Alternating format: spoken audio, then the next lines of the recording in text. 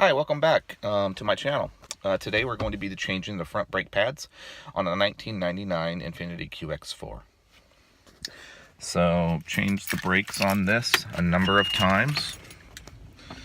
And we have 182,000 miles. So first things first, go ahead and take the cap off of the brake master cylinder reservoir and put it in a place where you don't lose it.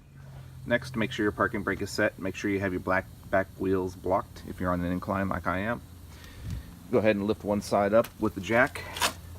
And in my case, I put a jack stand underneath there, which you need to do. You need to have a jack stand. I'm doing one side at a time, so I'm taking the wheel off right now.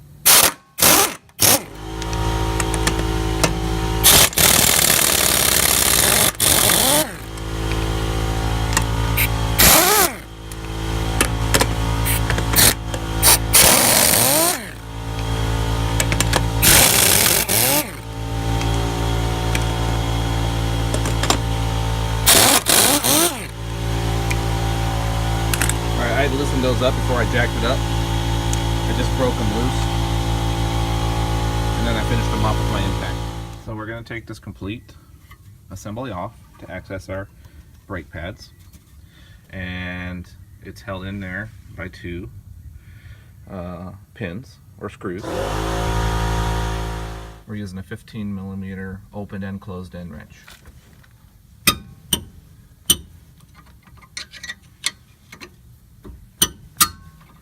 And just break them loose. Same with the bottom one.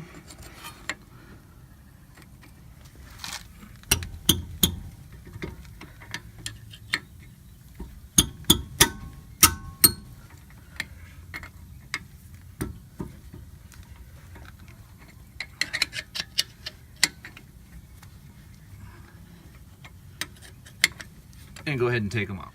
So with the two screws holding your caliper to the bracket out, now your caliper is free to move, and you just pull it out. Don't drop it. Put it up in a safe place. Don't let it fall. Hold it up with a bungee cord. Do something. Don't let it fall. And your brake pads are right there. I'm going to take them out one at a time. I always place them in the position where I actually took them out. In this case, yeah, they're really not worn down to their limits. Well, look at my brake wear indicator. It's a little bit on the low side, so it would have been grinding into my rotor if I would have continued on. Interesting. So I had a little bit more time left on these. The reason why I'm changing them is because my brake light was coming on and the brake fluid level was low, and so no leaks were found, and so I immediately went to my front brakes. So it's certainly not going to hurt to change them, and I will. But after this, I'll go ahead and check my brake shoes on the back, because I have a drum set up in the back to make sure I check the wear level on those. So the replacement brake pads I bought were Power Stop Evolution Sport Carbon Fiber Plus ceramic performance brake pads. Might be a little bit much for this around town vehicle, but I purchased them online, so that was a first for me. I never purchased brake pads online. Purchased them from rockauto.com. And honestly, the price wasn't too bad, about what I would have paid at AutoZone for the ceramic pads that I typically get there. I typically don't have an issue with the pads that I get from AutoZone, but this time I thought I'd try them online, because honestly I think I'd save myself a little bit of money, and I didn't have to run to the store. So they give me all the hardware, which is good. This is what I was really wanting. I was wanting all the hardware. Gave me some grease, or excuse me, this is not grease, this is silicone.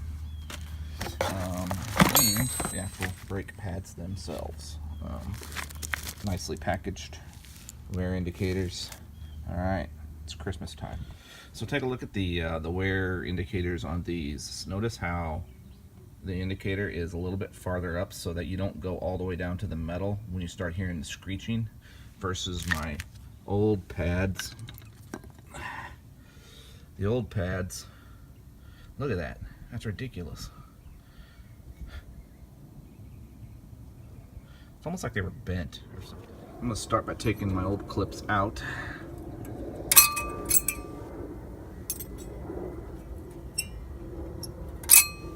Since I'm going to replace the clips. All right, so I placed the new clips into place. I'm just gonna put silicone on the back side, not the front side, but the back side of the pad. And I'm gonna put some silicone on the riding edges of the pad that ride into here to give it nice lubrication. Okay, so I'm putting silicone on the back side of the pad. I'm putting them on the tabs right there, and it's like a silicone grease which holds up the heat very well, and I'm putting them on that surface right there. They didn't give me much grease, so I have to use it sparingly, but this is sufficient.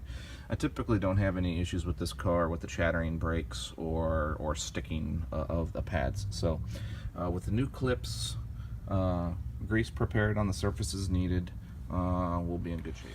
All right, doing this one-handed, I had to get it started with the camera put down, but as you can see, I've got the pad started, and you just push it in.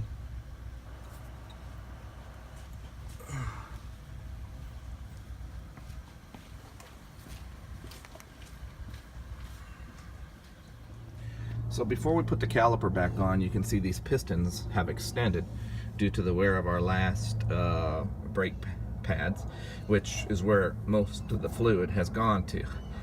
So that's why we took the cap.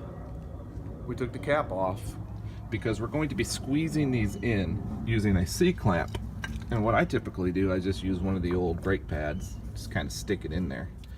And go ahead and get yourself a C-clamp. And you're just going to, and I'm putting the clamp on the rib and not the actual fitting, and on the pad. And you just squeeze it in until these pistons are compressed. Okay, I'm gonna show you something.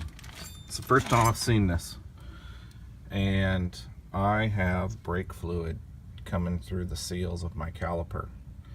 That is not good.